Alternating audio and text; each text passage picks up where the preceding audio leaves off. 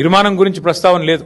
ఒక విధ్వంసకరమైన ఆలోచనలతో ఎవరి ఇల్లు ఎట్లా కూలగొట్టాలి, భూములు ఎట్లా లాక్కోవాలి. ఇందాక నేను చెప్పిన ముగ్గురు రియల్ ఎస్టేట్ మాఫియా వాళ్ళు ఎవరైతున్నారో సురేష్, దామోదర్ రావు, ఇంకొక ఆయన పేరింది కిషోర్, ఈ ముగ్గురు ఇవాళ నేను నిర్ద్వందంగా చెప్తా ఉన్నా, ముగ్గురు మంత్రుల బినామీలు వీళ్ళు. ఖమ్మంలో ఉన్న ముగ్గురు మంత్రుల బినామీలు వీళ్ళు ముగ్గురు.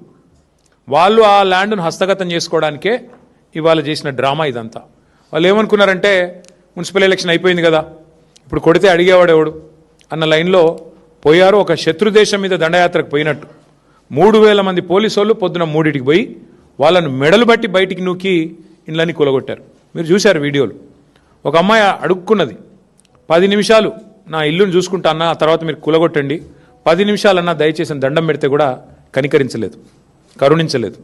ఇష్టం వచ్చినట్టు పిల్లలు వాళ్ళ పుస్తకాలు బ్యాగులు తీసుకుంటామంటే కూడా ఇనలేదు, మెడలు బట్టి నూకి బయట పారేసినారు. మేము పోయి మేము అడిగాం ప్రభుత్వాన్ని. 8 లక్షలు, 9 లక్షలు, 12 లక్షలు, ఒక ఆయనైతే పాపం 200 గజాల్లో 18 లక్షలు పెట్టి ఖర్చు పెట్టి అప్పు చేసుకొని కట్టుకున్నాడు ఇల్లు. కట్టుకొని కూడా సంవత్సరంన్నర కాలేదు. కాబట్టి ఇట్లాంటి పట్టాలుండి అన్ని రకాల హక్కులుండి, యాజమాన్య హక్కులుండి ఇండ్లు కట్టుకుంటే మీరు ఎట్లా ఇలా కొడతారు అంటే ల్యాండ్ మాఫియా అంటారు. ఎవరండి ల్యాండ్ మాఫియా?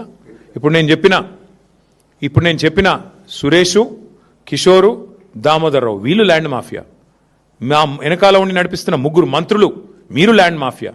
ఇవాళ మరిన్ని ట్రెండింగ్ వీడియోల కోసం న్యూస్ 18 తెలుగు యూట్యూబ్ ఛానల్ను సబ్స్క్రైబ్ చేసుకోండి.